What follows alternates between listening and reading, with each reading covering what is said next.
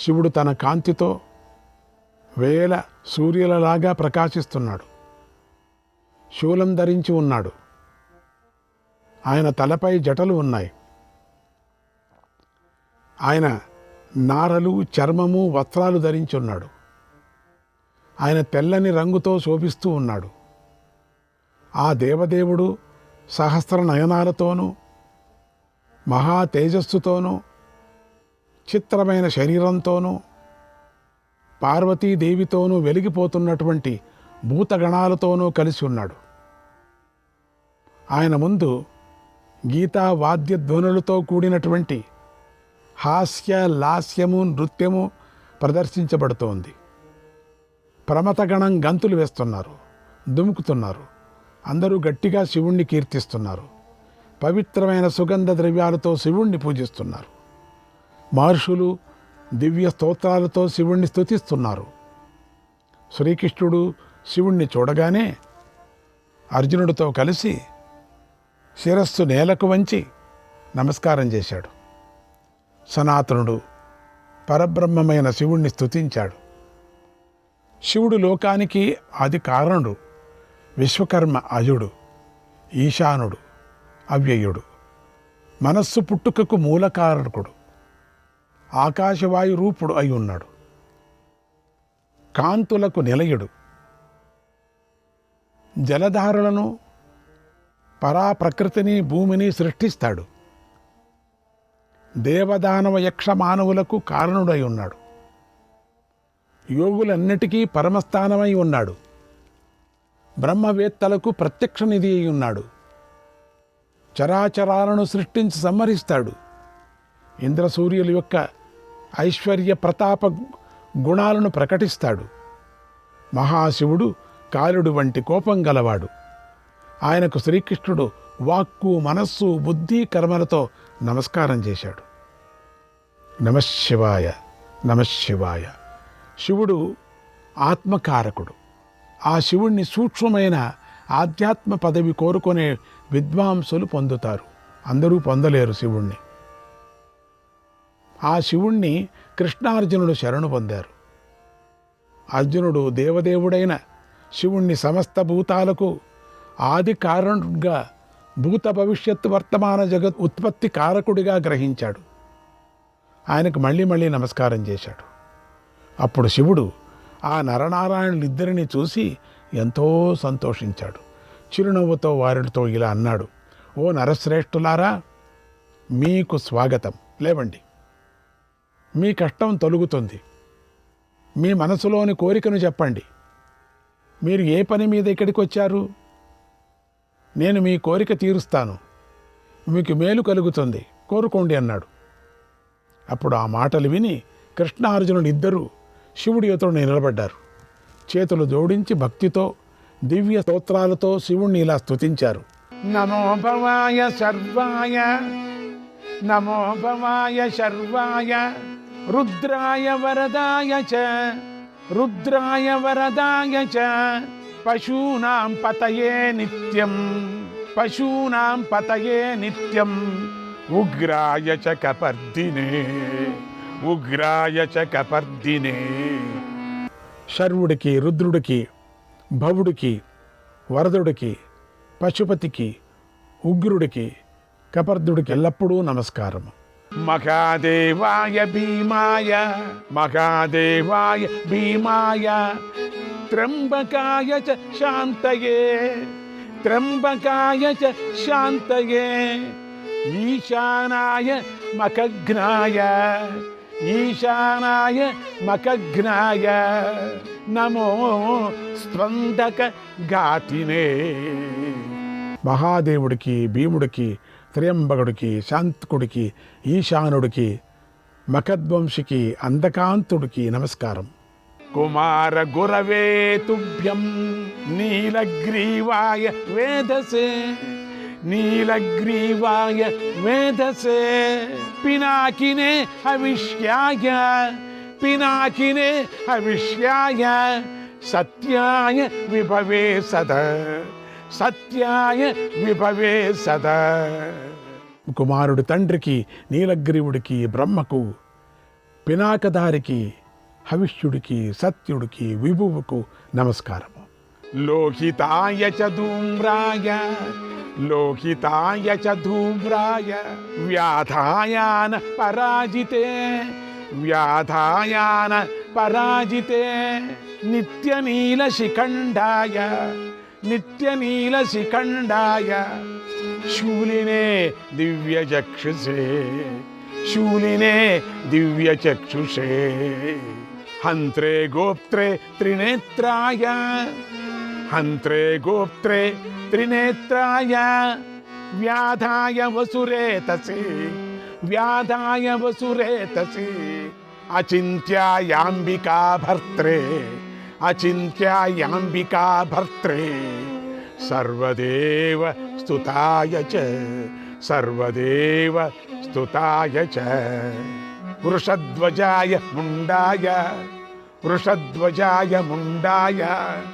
జటినే బ్రహ్మచారిణే, జటినే బ్రహ్మచారిణే, తప్యమానాయ సలినే, బ్రహ్మణ్యాయ జితాయ చ, బ్రహ్మణ్యాయ జితాయ చ, విశ్వాత్మనే విశ్వసృజే, విశ్వాత్మనే విశ్వసృజే, విశ్వమావృత్య తిష్టతే, విశ్వమావృత్య తిష్టతే. నమో నమస్తే సేవ్యాయ, నమో నమస్తే సేవ్యాయ, భూతానాం ప్రభవే సదా.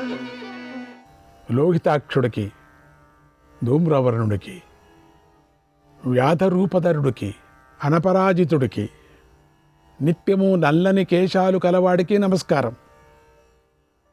శూలధరుడికి, దివ్య చక్షుషులు గలవాడికి, సంహారకుడికి, రక్షకుడికి, త్రినేత్రుడికి నమస్కారం. వ్యాధుడికి, హిరణ్యరేతుడికి, అచింతుడికి, అంబికానాథుడికి, సర్వదేవతల చేత స్తుతింపబడేవాడికి నమస్కారం. వృషభధ్వజుడికి, ముండిత శిరస్కుడికి, జటాధారికి నమస్కారం.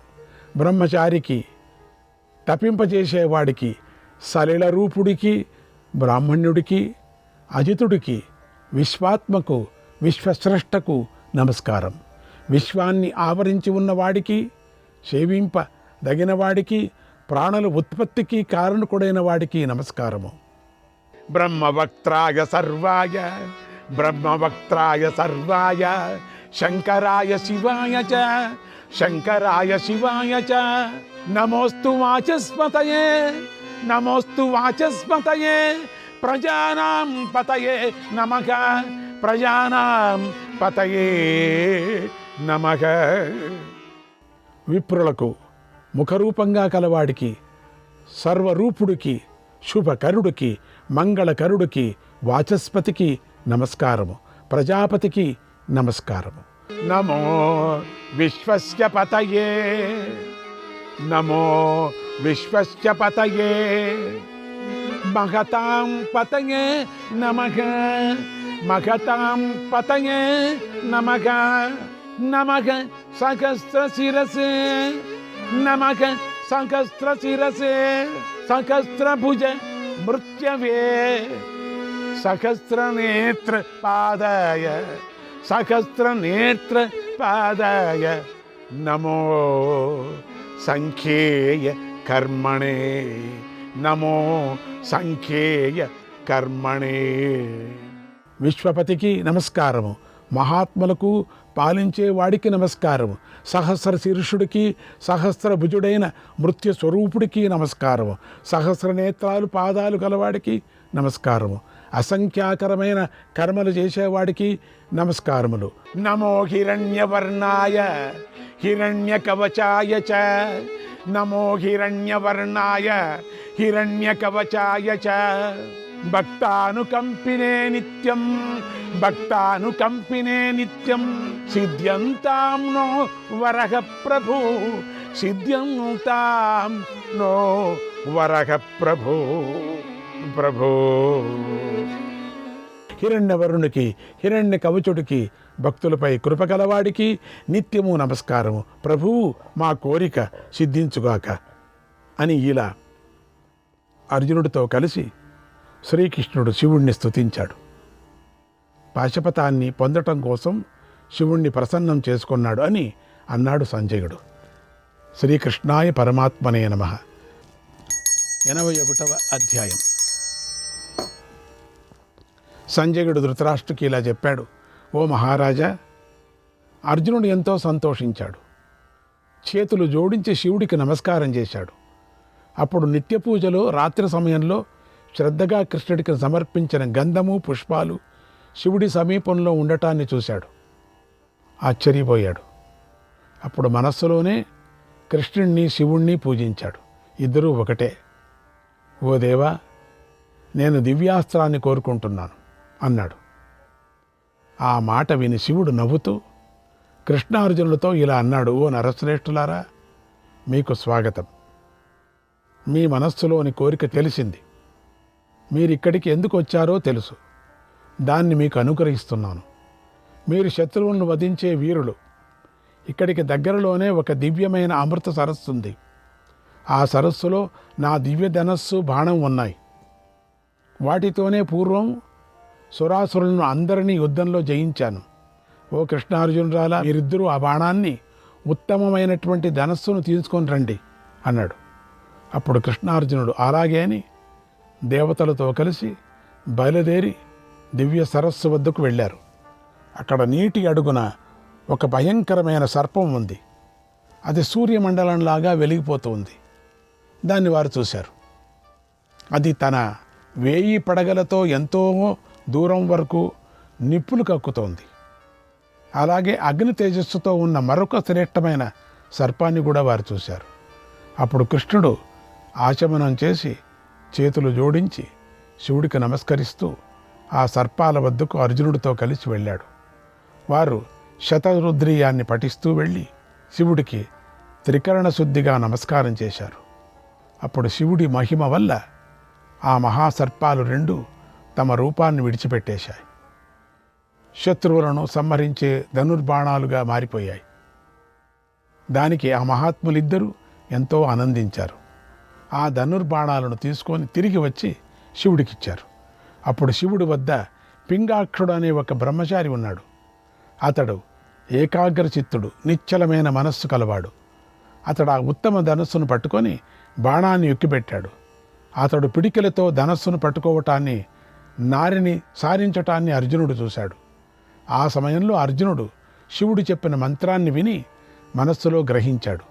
వెంటనే పింగాక్షుడు ఆ సరస్సులోకి బాణాన్ని విడిచిపెట్టాడు. తర్వాత ధనస్సును సరస్సులోనే ఉంచాడు. అప్పుడు బుద్ధిశక్తి గల అర్జునుడు శివుడు ప్రసన్నుడయ్యాడని గ్రహించాడు. అడవిలో తాను శివుణ్ణి దర్శించటాన్ని, ఆ సమయంలో ఆయన వరం ఇవ్వటాన్ని మనస్సులో గుర్తు చేసుకున్నాడు. ఆ వరం తనకు లభించుగాక అని ప్రార్థించాడు. అప్పుడు శివుడు అర్జునుడి అభిప్రాయాన్ని తెలుసుకొని ఎంతో సంతోషించాడు. అర్జునుడి ప్రతిజ్ఞ నెరవేరాలని ఘోరమైన పాశుపతాస్త్రాన్ని అనుగ్రహించాడు. అర్జునుడు పాశుపతాస్త్రాన్ని తిరిగి శివుడి నుండి మళ్ళీ పొందాడు. ఎంతో సంతోషిస్తూ తన పని పూర్తయినట్లుగా భావించాడు. ఆ తర్వాత వీరులైన కృష్ణార్జునులు ఎంతో ఆనందంగా శివుడికి నమస్కారం చేశారు. మరుక్షణంలోనే తన శిబిరానికి చేరుకున్నారు. పూర్వం శివుడి అనుమతి పొంది ఇంద్ర విష్ణువులు జంబాసురుణ్ణి వధించాలని సంతోషంతో తిరిగి వచ్చినట్లుగా కృష్ణార్జునులు కూడా శివుడి అనుమతి పొంది సైంధవుణ్ణి చంపాలని సంతోషంగా తిరిగి వచ్చి, ఆ రాత్రి జరిగింది ప్రత్యక్షంగా, ఇది కలగాది, ఇది తమ శిబిరాల్లోకి వెళ్ళారు. ఇదంతా అర్జునుడి కలలో జరిగింది అనుకున్నాం కదా, కానీ సంజయుడికి అట్లా కనపడింది. ఆ కలగాదు, అది సత్యమైంది. దాని గురించి రాబోయే అధ్యాయాలలో ముందుకు చెప్తాడు. ఎట్లా ఇది, ఏం ఈ కళ అని చెప్పేసి తర్వాత మనం తెలుసుకుందాం. చాలా బాగుంది. శ్రీకృష్ణాయ పరమాత్మనే నమః. 82వ అధ్యాయం. సంజయుడు ధృతరాష్ట్రుకి ఇలా చెప్పాడు: ఓ రాజా, శ్రీకృష్ణుడు దారుకుడు మాట్లాడుకుంటూ ఉండగానే రాత్రి గడిచిపోయింది. ధర్మరాజు మేల్కొన్నాడు. చేతితో తాళం వేస్తూ పాటలు పాడేవారు, మధుపర్కం మొదలైన మంగళ ద్రవ్యాలను సమకూర్చేవారైన సూతులు, మాగధులు, వైతాళికులు ధర్మరాజును మేల్కొలిపి స్తోత్రం చేశారు. నర్తకులు నాట్యం చేశారు. గాయకులు గానం చేశారు. కురువంశం స్తోత్రాలలో స్తుతించారు. మధురమైన గీతలు గానం చేశారు. నేర్పరులైన వాద్యకారులు ఎంతో సంతోషంతో మృదంగాలను, భేరీలను, దుందుబులను ఇంకా ఎన్నో ఇతర వాద్యాలను వాయించారు. శంఖాలను పూరించారు. ఆ వాద్యాల హోరు మేఘం యొక్క ఉరుములాగా ఉంది. అది ఆకాశానికి తాకింది. నిద్రిస్తున్న ధర్మరాజును మేల్కొల్పింది. ఆ రాజు మేల్కొని స్నానగృహానికి వెళ్ళాడు. అక్కడ స్నానం చేసి తెల్లని వస్త్రాలను ధరించి 108 మంది యువకులు ఉన్నారు ఆ సమయంలో. వారు బంగారు కడవలలో ధర్మరాజుకు స్నానం చేయించడానికి సిద్ధంగా ఉన్నారు.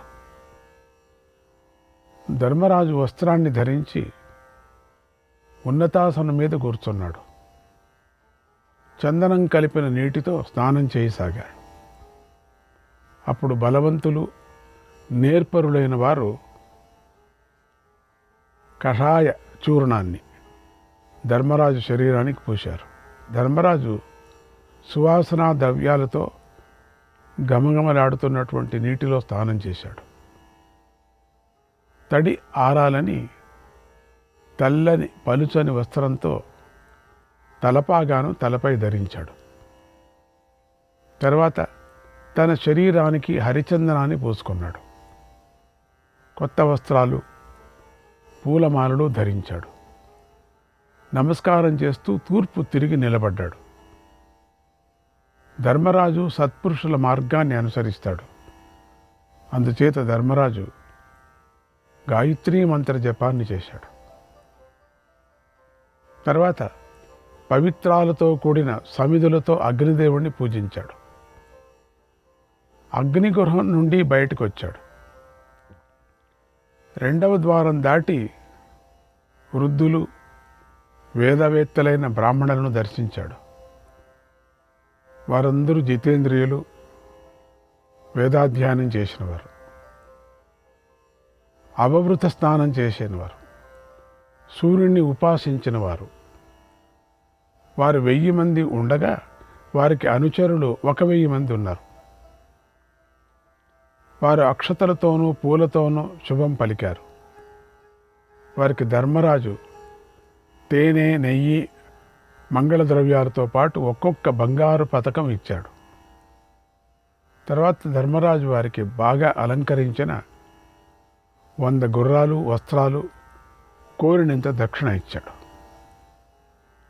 బంగారు కొమ్ములు, వెండి గిట్టలు గల పాలిచ్చేటువంటి కపిల గోవులను ఎన్నిటినో దూడలతో సహా ఇచ్చి ప్రదక్షిణం చేశాడు. తర్వాత గంగాజల కలశాలు, పుష్పమాలలు, నీటి కలశాలు, నిండుగా ఉన్నటువంటి అక్షత పాత్రలు, మాది ఫలవృక్షాలను చేతితో తాకాడు. పెరుగు, నెయ్యి, తేనె, నీరు, శుభకరమైన పక్షులు, ఇంకా శ్రేష్టమైన వస్తువులను చూసి తాకి బయటికి వచ్చాడు.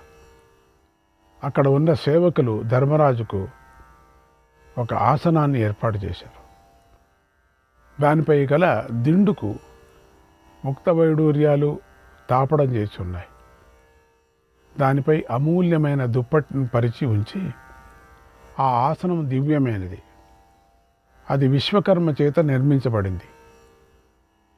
అది సర్వతోభద్రము అంటారు. శ్రీకృష్ణాయ పరమాత్మనే నమః.